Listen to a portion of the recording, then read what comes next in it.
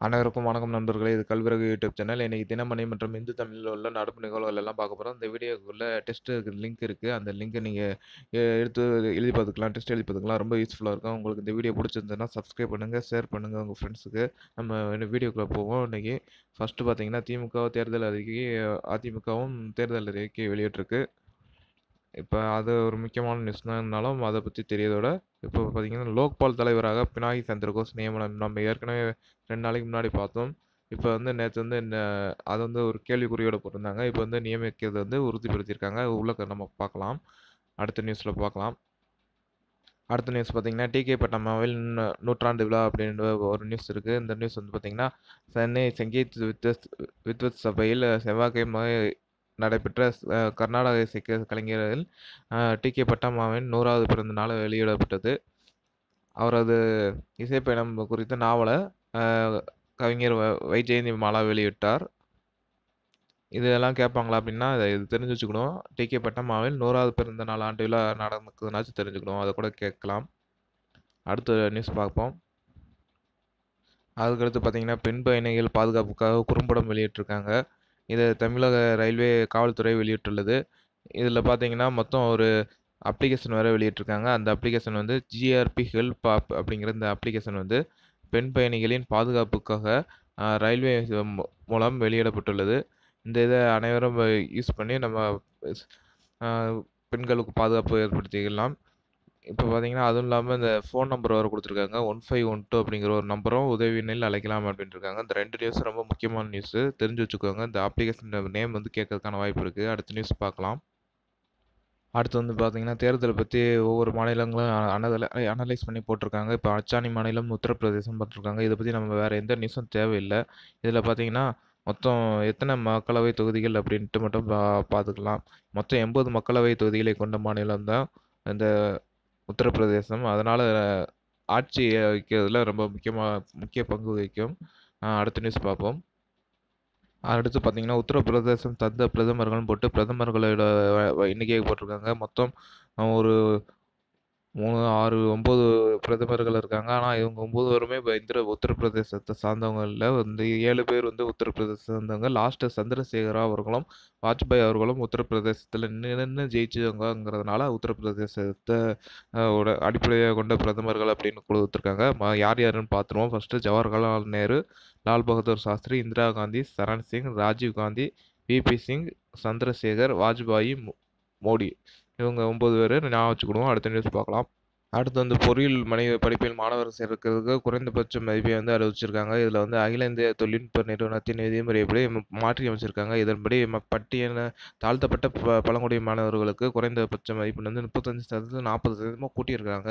பொது பிரிவினருக்கு 40% 45% இதர பிரிவினருக்கு 40% மாற்றியமைக்கப்பட்டிருக்காங்க. இதனால ஒரு சில மாணவர்கள் பாதிக்கப்படுவாங்க அப்படிங்கிற ஒரு புகார் எழுந்திருக்கு. இது நான் என்ன நடக்குன்னு பார்க்கலாம். இது தெரிஞ்சு வச்சுக்கிறதுக்காக தான் சொன்னேன். அடுத்த நியூஸ் பார்க்கலாம். அடுத்து வந்து புல்வாமா தாக்குதலை இந்தியா ஒருபோதும் மறக்காது அப்படின்ட்டு பாதுகாப்பு ஆலோசகர் அஜித் தோவல் வந்து தெரிவித்துள்ளார். இதில வந்து இன்னொரு முக்கியமான நியூஸ் என்னன்னு பார்த்தீங்கன்னா, சிஆர்பிஎஃப் படையினரின் 80வது ஆண்டு விழாவை ஒட்டி ஹரியானா மாநிலம் குருகிராமில் ஒரு நிகழ்ச்சி நடைபெற்றிருக்கு. இதில வந்து இவர் சொல்லியிருக்கிறாரு. இதில என்ன கொஸ்டின் கேட்கலாம்னா, சிஆர்பிஎஃப் படையை தோற்றுவிக்கப்பட்டு எத்தனை ஆண்டுகள் ஆகிறது அப்படிங்கிற கொஸ்டின் கேட்கலாம். இல்லாட்டி ஏதோ பாதுகாப்பு ஆலோசகர் தேசிய பாதுகாப்பு ஆலோசகர் யாருன்னு கேட்கலாம். இத தெரிஞ்சு வச்சுக்கிடுவோம். அடுத்த நியூஸ் பார்க்கலாம். ஏற்கனவே தெரிஞ்சிருந்தாலும் இந்த சிஆர்பிஎஃப்க்காக நான் சொல்றேன். அந்த நியூஸ் அடுத்த நியூஸ் பார்ப்போம். அடுத்து வந்து பார்த்தீங்கன்னா, ஒரு அரசியல் சம்மந்தமான ஒரு நியூஸ் இருக்கு. இப்ப அதில பார்த்தீங்கன்னா, நமக்கு ரொம்ப முக்கியமானது வந்து அருணாச்சல் சட்டப்பேரவைக்கும், அங்குள்ள மக்களவை தொகுதிக்கும் சேர்த்து வந்து இந்த தடவ தேர்தல் வருது. ஏப்ரல் 11ஆம் தேதி நடக்குது. இதில பார்த்தீங்கன்னா, 60 சட்டப்பேரவை தொகுதிகளை கொண்டு இருக்கு. மக்களவை தொகுதி வந்து 2 கொண்டு இருக்குது. இது கேட்கறதுக்கெல்லாம் வாய்ப்பு இருக்கு. அருணாச்சல் பிரதேசங்கிறது சீனாவுக்கு பக்கத்தில இருக்கிறனால, இந்த மாரி கேட்கறதுக்கான வாய்ப்பு இருக்கு. அங்குள்ள மக்களவை தொகுதிகள் 2, சட்டப்பேரவை தொகுதிகள் 60. இத தெரிஞ்சு வச்சுக்கிடுவோம். அடுத்த நியூஸ் பார்க்கலாம். அடுத்து வந்து பார்த்தீங்கன்னா, லோக்பால் தலைவராக உச்சநீதிமன்ற முன்னாள் நீதிபதி பினாய் சந்திரகோஸ் அவர் நியமனம். இது வந்து நம்ம அன்னைக்கே பார்த்த நியூஸு. இப்ப நேத்து வந்து உறுதியான அறிவிப்பா அறிவிச்சிருக்காங்க. இ இவரு வந்து வந்து அ 66 வயசு ஆகும் இவரு. 2017ஆம் ஆண்டு உச்சநீதிமன்றத்தில் பதவியிலிருந்து ஓய்வு பெற்றிருக்காரு. 2017 ஜூன் 29 முதல் தேசிய மனித உரிமைகள் ஆணையத்தின் உறுப்பினராக உள்ளார். இதை என் கூட கேட்கலாம். பினாய் சந்திரபோஸ் இதற்கு முன் பதவியில் எந்த பதவியில் இருந்தார் அப்படின்ட்டு. தேசிய மனித உரிமைகள் ஆணையத்தின் உறுப்பினர்னு சொல்லிடலாம். அதுக்கப்புறம் பார்த்தீங்கன்னா மொத்தம் வேறு யார் யாரெல்லாம் நியமிக்கப்பட்டிருக்காங்க அப்படின்னு போட்டிருக்காங்க. சஸ்திர சீமா பல் அப்படின்ட்டு துணை இராணுவ படையின் முன்னாள் தலைவர் அர்ச்சனா ராமசுந்தரம் ரொம்ப பேர் நியமிக்கப்பட்டிருக்காங்க. இது இப்போதைக்கு இதை பார்த்துக்கிட்டோம். நம்ம இதை பற்றி கூட ஒரு வீடியோ போட்டாலும் போடலாம், தனியாக தெரிஞ்சு வச்சுக்கிடுவோம். அடுத்த நியூஸ் பார்க்கலாம். அடுத்து பார்த்தீங்கன்னா பேட்மிண்டன் தரவரிசையில் முதல் 100 இடங்களில் லக்ஷயா மற்றும் ரியா ஆகியோர் இடம் பிடித்துள்ளனர். இது பார்த்தீங்கன்னா உலக பேட்மிண்டன் சம்மேளனம் செவ்வாய்க்கிழமை வெளியிட்ட சர்வதேச தரப்பட்டியலில் இந்த மாதிரி வெளியிட்டிருக்காங்க. லக்ஷயா சென் வந்து 28 இடங்கள் முன்னேறி 76 இடத்திலும், மகளிர் பிரிவில் ரியா முகர்ஜி வந்து 19 இடங்கள் முன்னேறி 94வது இடத்தையும் பெற்றுள்ளனர். அதுக்கப்புறம் பார்த்தீங்கன்னா சாய் பிரணீத் வந்து 19 இடத்துல இருக்கிறாரு. 3 இடங்கள் முன்னேறி 19வது இடத்துலையும். கிடாம்பி ஸ்ரீகாந்த் வந்து 7வது இடத்துலையும் இருக்கிறாரு. இப்போ பார்த்தீங்கன்னா முதல் வீரர் யாருன்னு பார்த்துக்குறோம். ஜப்பான் வீரர் கெண்டோ மோமோடா அப்படின்ற முதல் இடத்தில் இருக்காரு. சீனாவின் யுகி 2வது இடத்துல இருக்கிறாரு. இந்த முதல் இடமும் 2வது இடமும் முக்கியமான இது தெரிஞ்சு வச்சுக்கிடுவோம். மகளிர் பிரிவில் பார்த்தீங்கன்னா PV சிந்து சாய்னா ஆகியோர் வந்து 6 மற்றும் 9 இடங்களை வகிக்கிறனர். சீன தைபேவின் டைசு, சீனாவின் சென் யூபை, ஜப்பானின் நசாமி யோகுரா ஆகியோர் முதல் 3 இடங்களில் உள்ளனர். டைசு, சென் யூபை, அதுக்கப்புறம் நசோமி யோகுரா ஆகிய 3 பேர். இதை தெரிஞ்சு வச்சுக்குவோம். அடுத்து இரட்டையர் பிரிவில் சத்யவிக் சிராக் செட்டி 24 இடத்தில் உள்ளார். மகளிர் பிரிவில் வந்து அஸ்வினி சிக்கி ரெட்டி 23வது இடத்திலும், கலப்பு பிரிவில் அஸ்வினி ரங்கி ரெட்டி 24வது இடத்திலும் உள்ளனர். இது கொஞ்சம் முக்கியமான நியூஸ் தான். இந்த சிந்து சாய்னா இது 2 பேர் இது தெரிஞ்சு வச்சுக்கோங்க. அடுத்து ஆடவர் பிரிவில் பிரணீத், இதை வந்து தெரிஞ்சு வச்சுக்கணும். பிரணீத்தும் ஸ்ரீகாந்தும் தெரிஞ்சு வச்சுக்கணும். இந்த இது முக்கியமாக கேட்கறதுக்கான வாய்ப்பு இருக்குது.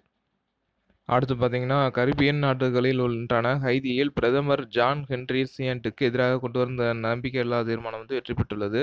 இதனால் அவர் பிரதமர் பதவியை ராஜினாமா செஞ்சிருக்காரு.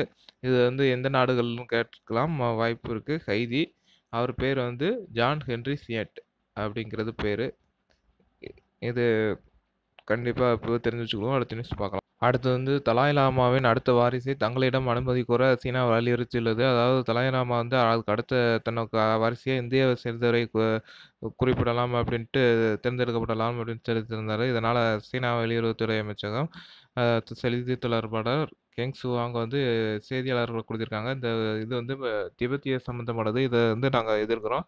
இதை எங்களுக்கு கண்டிப்பாக தெரியப்படுத்தணும் அப்படின்ட்டு சொல்லியிருக்காங்க. இல்லாட்டி நாங்கள் அதை பற்றி அந்த நியூஸ் வந்து பொருட்படுத்த மாட்டோம் அப்படின்னு சொல்லியிருக்காங்க.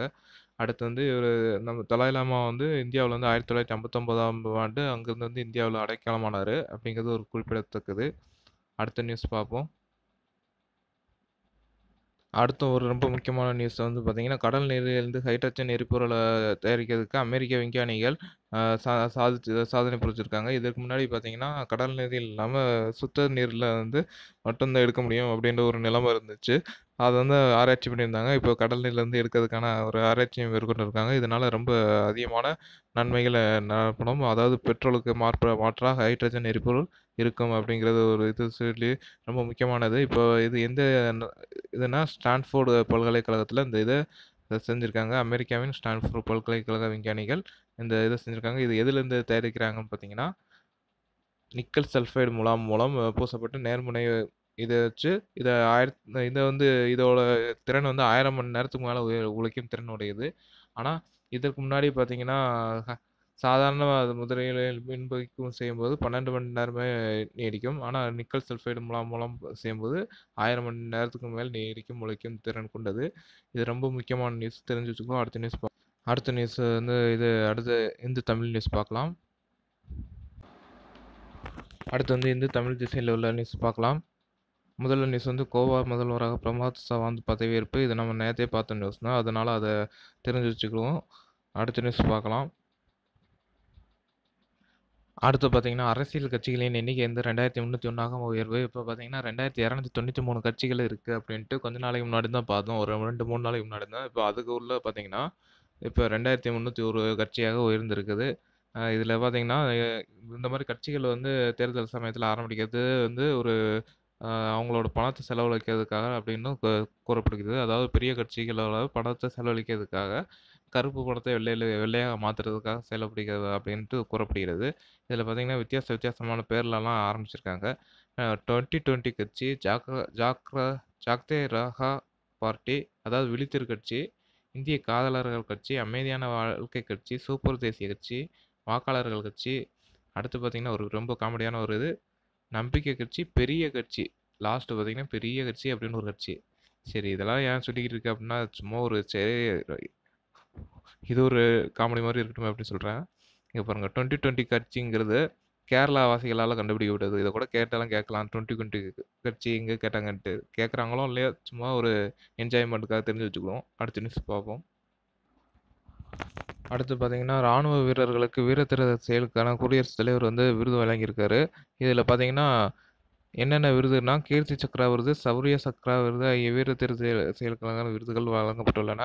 ராணுவ வீரர் சோவர் விஜய் குமார், சிஆர்பிஎஃப் வீரர் பிரதீப் குமார் பாண்டா ஆகியோருக்கு கீர்த்தி சக்ரா விருதும், வீரர்கள் ஜெய்பிரகாஷ் ரோரவான், அஜய்குமார் ஆகியோருக்கு சௌரிய சக்ரா விருதும் வழங்கப்பட்டுள்ளன.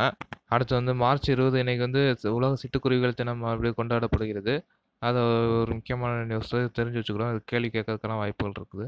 அவ்வளோதான் நண்பர்களே. இன்னைக்கு வந்து தினமணி மற்றும் தினத்தந்தில உள்ள முக்கியமான நியூஸ் எல்லாம் பார்த்தாச்சு. அடுத்து உங்களுக்கு இந்த வீடியோவுக்கு கீழ டிஸ்கிரிப்ஷன்ல டெஸ்ட் லிங்க் இருக்கு. நீங்க அத அட்டெண்ட் பண்ணி பார்க்கலாம். ரொம்ப யூஸ்ஃபுல்லா இருக்கும். இந்த வீடியோ உங்களுக்கு பிடிச்சிருச்சுன்னா சப்ஸ்கிரைப் பண்ணுங்க, ஷேர் பண்ணுங்க உங்க ஃப்ரெண்ட்ஸுக்கு. அடுத்த வீடியோல சந்திப்போம். நன்றி, வணக்கம்.